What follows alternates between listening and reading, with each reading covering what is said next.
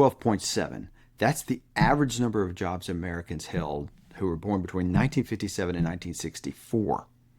These job changes that happened along the way were not often planned. They came from outside events, things that make us change jobs. What is that? What happens? So it makes me wonder, why do we wait in life for somebody else to force us to change instead of making the change ourselves? This is the question we will look at today. This is the Company of One podcast. I am Dale Callahan. Here we look at teaching you how to take control of your career and, more importantly, your income, because whether we call it career or not, it doesn't really matter. It's your income. Rockefeller made this statement. He said, "Don't be afraid to give up the good for the great." Don't be afraid to give up the good for the great. This statement was also used inside the company of Apple, and it's been used probably in many places many times. But the concept is we often do good things, and we're doing things that are good. In terms of our career and our ability to make money, okay, we're making money, we're serving our family, we're serving a position, all those things are good. The question is, are we doing the great thing? Are you doing the great thing? Which, if you're like most Americans, now this is not true of everybody else in the world, but most people are saying, I don't know what great looks like.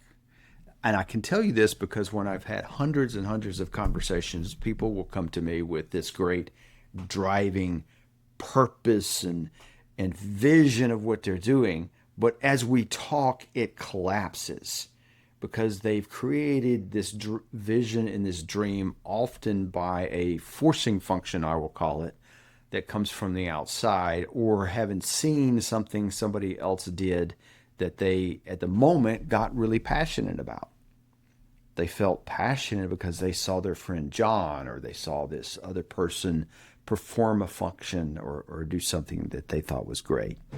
But have you ever intentionally defined what great looks like in your life for your career? I would say for most of you, the answer is no. And I'm not just talking about Americans. I talk to people all over the world that reach out to me via the podcast, via the YouTube channel, and things like that. And I think we all know, generally speaking, in the industrialized world where people are doing okay, right? Some feel like they're doing better. Some, no matter what you give them, they feel like they're doing terrible. They feel as if something's missing. Now, when you look at poor countries, when you look at places that starvation is real or is more normal, I should say, and that the struggle is real, as we might say. We think the struggle is real, and I'm going to talk to Americans, right? We think the struggle is real. Certainly there's people who have different struggles and things, but compared to some countries in the world and compared to looking back in history, it's not. It's a cakewalk, and that creates a little bit of a problem. Is when Rockefeller's saying, "Don't be afraid to give up the good for the great," he had a great, and he was talking about particular missions. What about you? Now, I'm not saying people are lazy. I'm not saying we haven't defined the target. And I'm not talking about just a few people. I'm talking about for most people they haven't defined a target. Even people who are jumping out in the world of entrepreneurship, people who are driving after graduate degrees, people who seem like they're really doing great things. When you sit down and talk to them one-on-one, and I've done that hundreds and thousands of times, underneath there is often a hollowness and emptiness. And this is also true of Christians, right? Of which I am one. And I know many of you are. So whether you are or not, that doesn't matter to me. But I'm just saying you would expect them to have more of a vision. So This Rockefeller line, I do want to hang on it because, yeah, okay, he's an unusual character. He might be compared to the Elon Musk in our current day, an unusual character. What we would call the unicorn is the common lingo. So, yeah, we're not all going to relate to this. We don't all want to live the life and craziness of what these people do, but it's an interesting statement. Don't be afraid to give up the good for the great. Let me kind of give you a composite to a lot of these conversations I'll have. And I'm just going to put hundreds of conversations, thousands of conversations. I have no idea. But I'm going to just put them in together into one person. And we're just going to call him Michael for a minute, right? Just to make it easy. Michael, almost always has a good career, has a great income, good reputation. Michael doesn't hate his job, almost always doesn't hate his job, and actually has some exciting things that goes on about his job and can talk ad nauseum about his job. And in every one of these people that I'm grouping and calling Michael will tell me so much about their job, even though I have a technical background. They go so deep in the weeds and telling me all the stuff just in the leading up to the conversation. They've lost me because they're so into their own little bubble in their world, right? We all are. And we can talk about our career, our job, and the functions they're on, and nobody else would understand a word we are saying. So in all those conversations, when you see people's eyes glass over because you're talking about your job, that's why. They don't know what you're talking about. It's not that they're bored. Well, they may be bored. It's not that they don't care, but you're speaking the lingo they don't get. Almost always. And even people who are talking in the same technology I have lived in. This is just what we do. These people, they can get passionate about these kind of things. They can be passionate about a project. They can be passionate about some people at work. And yet there's an emptiness. Over and over. And if I got on a call with you today, you probably know that I could find it. And it's not because I'm some genius. I'm just listening, right? I'm just listening. You see, comfort is what I think a lot of us have comfort. Now, we may say there's some uncomfortable things, but we're in pretty comfortable places. Most of us have heat and air, or we are in a place where we don't need heat and air. Our internal climate that we live is good. Our food is good, maybe too much, maybe a bunch of garbage, but certainly available for most of us. Income is good. Do we want more? Absolutely. Do we want to buy more things? Absolutely. Does our next door neighbor have things that we wish they had? Oh, yeah, sure. There's always the Joneses. But when we kind of strip it all away and look at the world as a general, we're wealthy. And I don't mean that in just lip service. I mean, we are literally, financially, statistically wealthy. Even if you are sitting here telling me, I'm living on $15 an hour, you're wealthy. Compared to the world, you're wealthy. That may not make you feel very good when you look at your next door neighbor, but you're wealthy. Now most of the people I'm dealing with and I talk to, they're in the six figures plus. So they're very comfortable. In places that they aren't comfortable is sometimes the discomfort they've created, right? We understand that debt and craziness they've created in their own life.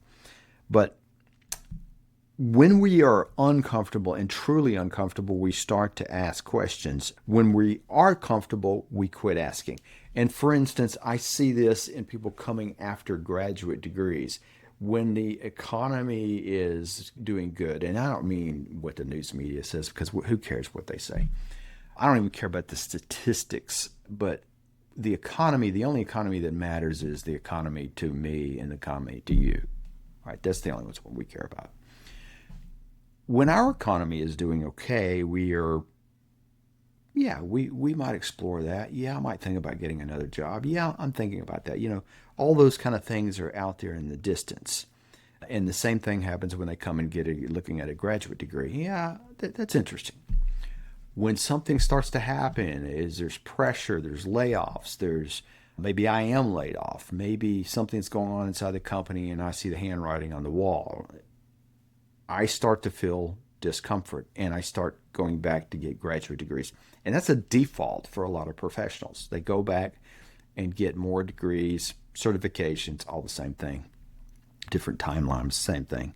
They try to pad their resume, right, is what we're doing. When we do that, it is because we are uncomfortable. A lot of people do not take action on the graduate programs. Even people, we have partners, people who are inside companies, and their employer 100% pays for their graduate degree. They pay everything. And many people will still say, nah, I'm not going to do it. I mean, I worked in that for years, where the company I worked for would pay for whatever graduate, and within reason, whatever graduate degree you wanted, and most people would be like, nah, don't want to do it. Now, when something started to happen, they would get real serious about looking. So Michael, in this composite, is comfortable, wealthy, and kind of at the same time drifting, right? Just drifting, moving from point to point, not feeling it, not feeling the purpose. You might feel into a project or something, but they pour themselves into things. And because of that, they might pour themselves into their kids' activities, and maybe we might say Americans a little bit too involved in their kids' sporting activities or controlling their kids' lives. And some of what you're seeing is, this may be an unpopular opinion, but it's discomfort, that they're not comfortable in what they are living. They're not comfortable in their purpose. And so their purpose is lived out through their children. We see this happen over and over, but it also may be hobbies. It may be all kinds of things. And what they do for work is just my job. And so many people will tell me, I'm not defined by my job. I agree with that. Partly because that's not historical. Most people historically are kind of defined by their jobs. That's where where surnames came from, is your definition of what you did. And in our culture, one thing we see is people get irritated, and when say, what do you do for a living? They get irritated with that. Well, why? Why? Because how much time do you spend on that? Nobody says, do you expect us to say when you meet somebody, well, how do you sleep? Okay, you spend 8 hours a night doing that. You spend 8 hours a night doing your work. One of them is pretty non-eventful, hopefully. The other one is what you do. It's what you're doing, how you're generating income, how you're serving the world. So it's a normal question to ask.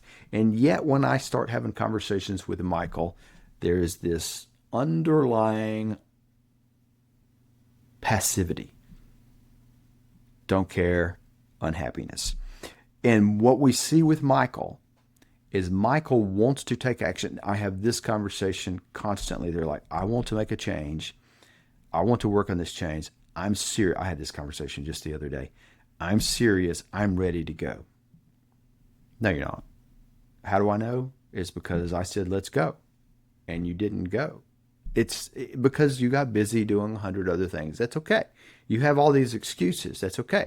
But now what you've said to me, and what you've said to you, more importantly, is all these other little minutiae add up to be more important than the thing I'm really driving after, which is, what do I really want to be doing? So that's where I'm finding the corporate Michael is. Michael is doing, and you're thinking, you may be thinking, what am I getting at? Why are we waiting? That's what I'm getting at, is why do we wait? You see, to make a move when we are not entirely happy with where we are. Because when people tell me, I don't hate my job is okay, the underlying message is, I'm not really thrilled about what I'm doing either. I wish I could be doing something else. They may not know what something else is, but why are they not pursuing it?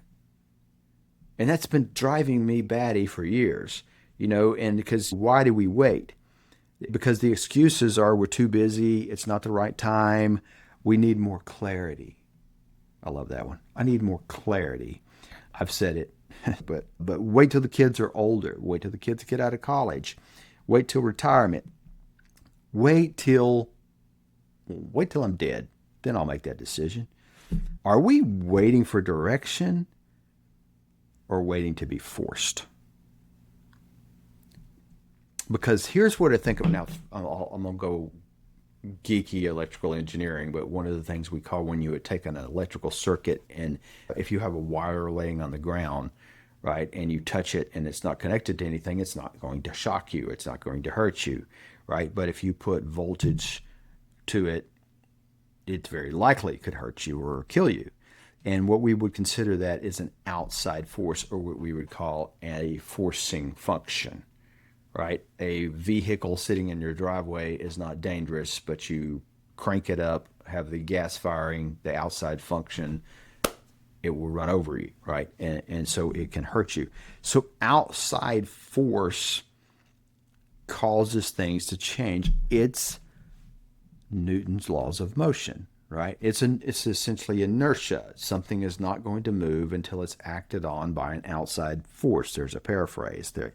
But what are the outside forces that we look at in our careers? It's new leadership. It's a reorganization. Today, it's all the talk about AI. It could be the company moving to another city. It could be all kinds of things internal to the company. Maybe it's an outside force of your spouse moving to another city or having a job offer, so you're pulled to look for something else in the other city because they have this great offer. Maybe it's to get back near family. Maybe it's a health issue. Maybe it's a layoff. There's all kinds of things that are outside of what you're doing that force you to make a decision that you've really been wanting to make for a long time. And so whether they're forcing you to make a good one or not.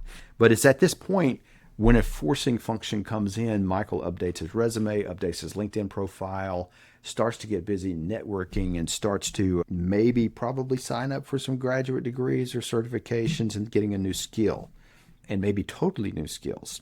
And he starts thinking and starts acting, but not because he made it happen. It's because he needed an outside force. We see the same thing with people losing weight, right? You can see people, you can tell them, and you're like, you're unfit. You can see them, whether they look unfit or not. You can tell that they're unhealthy. They're having all kinds of health issues. And as a general human being with a brain, you can look at them and say, oh, I know what your problem is. You're going to all these doctors and they're running these tests, but it's obvious what you're doing. Well, look at the junk you're putting in your body, right? You're putting chemicals, and maybe you're like, well, I'm buying it off the shelf of the store. Still, we know what that is a lot of times. They won't make that change. They will not make a change until there's a forcing function, right? It may be the doctor saying, I have one friend of mine that he started running marathons and he's an addicted runner. And I remember asking him at lunch one day, I said, what made you turn into a marathoner? And he's one of these guys that marathon's too short for him, right? He's like, well, I went to the doctor and the doctor had some bad number. And, I don't know, was it cholesterol? Was it something like that? And what I just got the impression it wasn't that bad, but it was enough to freak him out, to move him to motion. It's not the data point, it's how the data point impacts you. And I don't know what his data point was, but I'm just saying, he started moving and hasn't stopped since, by the way. He's constantly running, taking care of that. We see that happen all the time in health. We see people suddenly lose a lot of weight. They may look at themselves in a mirror. They may see themselves in a picture, right? And they don't like what they see, and it just snaps, right? But it's that outside forcing function that happens. And the same thing has got to happen here with Michael. You see, a crisis doesn't create a need for change, right? Think about the unhealthy person. The need for change was already there. The person when their job that they're not happy and something happens, the need for change was already there. The crisis didn't create the need for change. It was there. It removed the ability to ignore it. It was a forcing function. It removes the ability to ignore the need. So that's what's happened here. So let me talk biblically for just a minute. And it doesn't matter if you're a believer or not, but I'm going to look at the character in the Old Testament, Nehemiah. You may not know anything about this, but Babylon had taken over Jerusalem way back when. This is about the time of after King David, all these things. Daniel is the favorite character in the book that we talk about, that Daniel in the lion's den. This is in this time frame. But Nehemiah was working for the king of Persia. So even though he was from the Jewish side of things, he was from working for the king of Persia. He was a cupbearer, which sounds like, well, it sounds like a boring job. That was a very high-ranking job. He was in the president's cabinet, right? And so he had this great job. He was trusted, a secure position, and all was well, right? He was living the wealthy life until something happened. His brother goes over to Jerusalem, the old kingdom, and sees the city torn down, where his ancestors came from and where he came from. And it was torn down, and it was a mess, right? The temple was torn down, and it moved him. It created a purpose for him. His brother reports that the walls are still broken down, the gates are burned, and the people are exposed and in danger. So I say all that to say is now at this point, Nehemiah finds purpose. And he doesn't just act crazily. Now, he didn't just say, okay, I'm going to write down a 5-point plan of what I'm going to do here. But the burden was on him. So this is kind of like if you're sitting there stuck at work or something is going on and you're like, I've got this burden and I'm feeling it and it's heavier and heavier. Something's wrong. And I feel I should do something. Nehemiah didn't really know what to do. What does a cupbearer do? He's not a builder. He's not in total authority. He has influence and things like that. But he started with his burden, and his burden moved to prayer, and prayer moved to, he didn't really know what, but he goes to the king, asks for permission. The king gives him permission and some resources to go and do. And still he was figuring it out along the way, right? But the plan came after the burden came. And after the purpose, he felt the purpose. And also the resources came, the permission came, the workers came. He rebuilds the city. He was leading the rebuilding of the city. He started with this purpose. So I give you this story, and there's multiple stories like this in the Bible. Esther, who went in and had this purpose and had this burden. Abraham, who says he was called by God to move, but didn't know where. Over there. We all want this laid out, clear plan, how much money is involved in every step of the way. And I appreciate that. I feel for that. I understand that.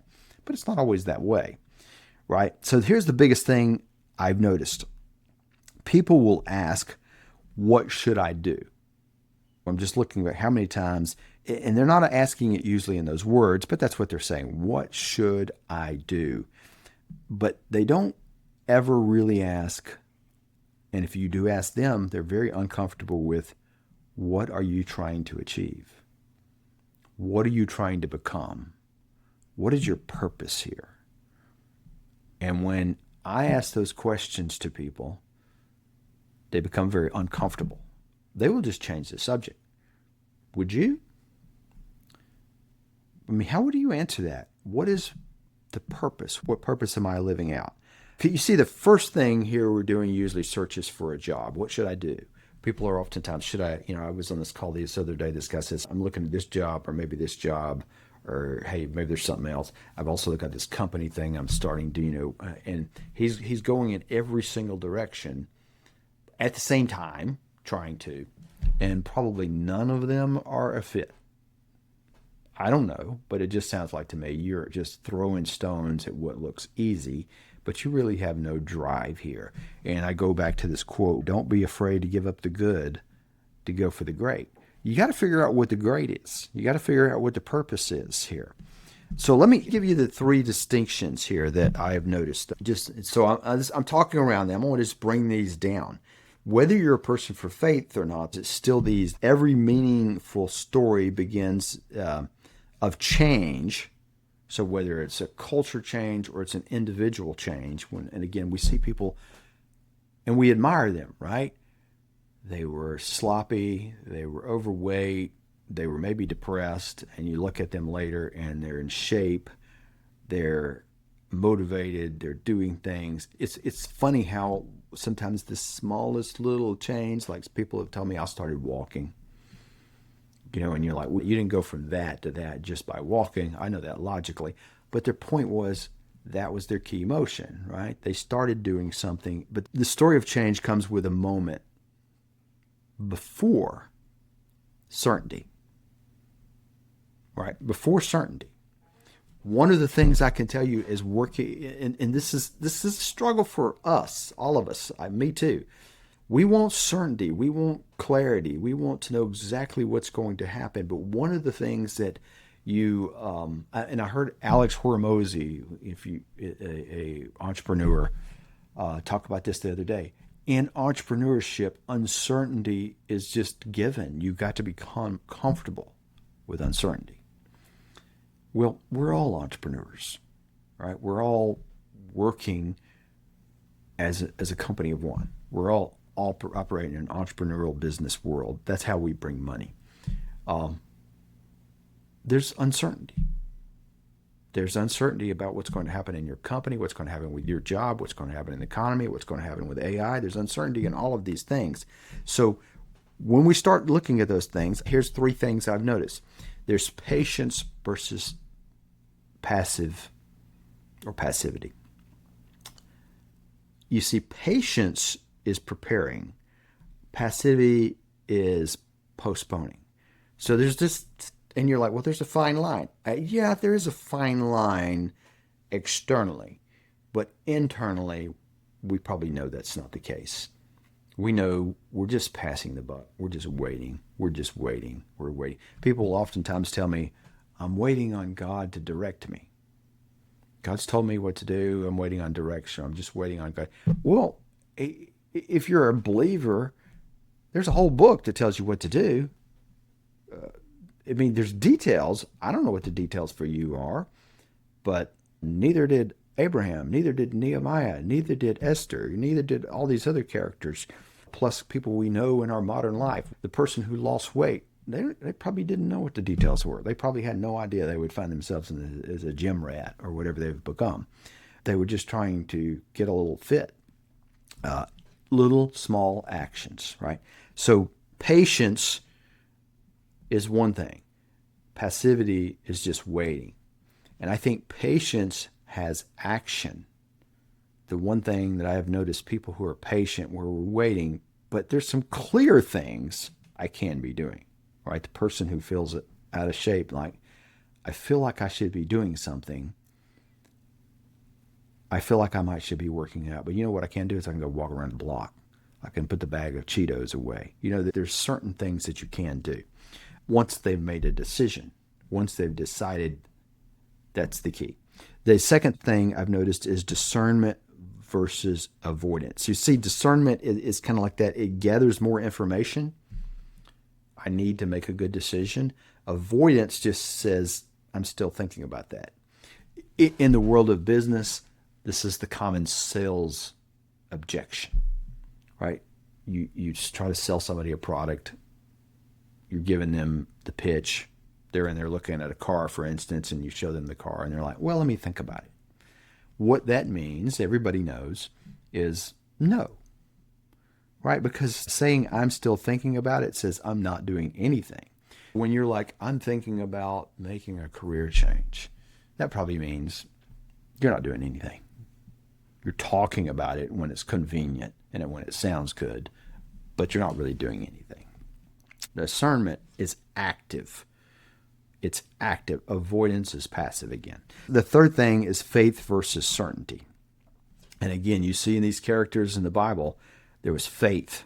Faith means I'm moving. I don't know where. I have faith that God is directing my steps. If you don't have faith in God, well, I'm not sure what's guiding you. You should know that. So I'll leave that with that. The faith, though, takes a responsible step. When God calls Abraham and tells him, I'm going to send you to a distant land, he had to start moving. He couldn't say, okay, I tell you what, God, when you drop down a GPS coordinates of where I'm going and send a UPS package with all the provisions that I need to that location, I will start moving. That's not the way it happened. He just starts moving. Just start moving, right? So faith takes the responsible next step. Are you taking the responsible next step? Maybe starting with the first step of, if you're feeling discomfort, what should you be doing? You see, certainty, though, is waiting for an answer that never fully arrives. Faith versus certainty. We all want certainty. We love certainty. It's not happening. There is no certainty about anything. There's no certainty. Well, death and taxes. And we might could argue about taxes. If you're a believer, you might could argue about death, but that's a whole different story. But there's no certainty. And you're not going to get it. There's no job that's secure. There's no income that's secure. There's no bank account that's secure, right? There's no certainty. These are the three things I see in transitions: patience versus passivity, discernment versus avoidance, and faith versus certainty. So now let me just say, go back to this whole thing is people have made all these changes in their careers and in their lives, and oftentimes it's at somebody else's direction. Somebody else is controlling your life. And I don't mean the Gestapo type thing. I mean, it's a passive letting go of the reins, letting somebody else make the decisions for you. You know, opportunities will find you, and that's great to seek them when they come. But I think a lot of times that's not what's happening to Michael here. Michael, maybe one of those 12 jobs he had, maybe one of them was a wonderful opportunity. And the others were just like, this will be all right. I've done that. I suspect you've done that. Let's just think about this. Most people aren't waiting for direction. I'm just going to lay that out there. Most of us are not waiting on directions. We're just waiting. I think what we're waiting for is, what's our purpose? What's a purpose compelling enough to make me overcome the comfort? What's my forcing function? What's going to make me move? That's what most of us are after. What's going to make me move? It's going to happen externally in a way that you have zero control over and probably zero influence over, through a job change, through AI or technology or something like that. Or it's going to happen by you changing what's here. What's my purpose? What am I trying to achieve for me and my family? What's my goal? If you're a believer, how am I living out the faith? The details are going to be different and unique for each one of us. But they're there. And when you find that, you will find a whole different lifestyle.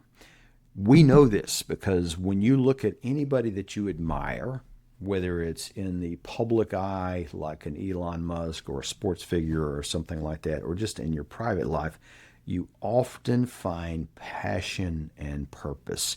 Now, it could be somebody building a great company. It could be a sports figure. It could be somebody who's great, passionate about what they present on YouTube. It could be a parent who's passionate about serving their children or serving the people in their church, or things that people that maybe have obscurity, nobody knows who they are, right? But we admire it when we see it. There's passion and drive that people have. You see, purpose doesn't begin, though, with certainty. You're not going to have that. Sometimes it begins with a burden that you can't stop thinking about, like in Nehemiah's case. Sometimes it begins with just a burning desire to solve a problem, which I guess is a burden. So don't wait. My message to you today is I'm giving you data. I'm starting with data. 12.7 is the average number of jobs Americans born in 1957 and 1964 held by their mid-50s. 12.7. That's probably higher today. I don't know the stats for that. I picked a stat where we could kind of look back better. We don't know that. What changes are you making? Are you in control of the changes, or is somebody else? If you don't have a purpose, then you need to find one.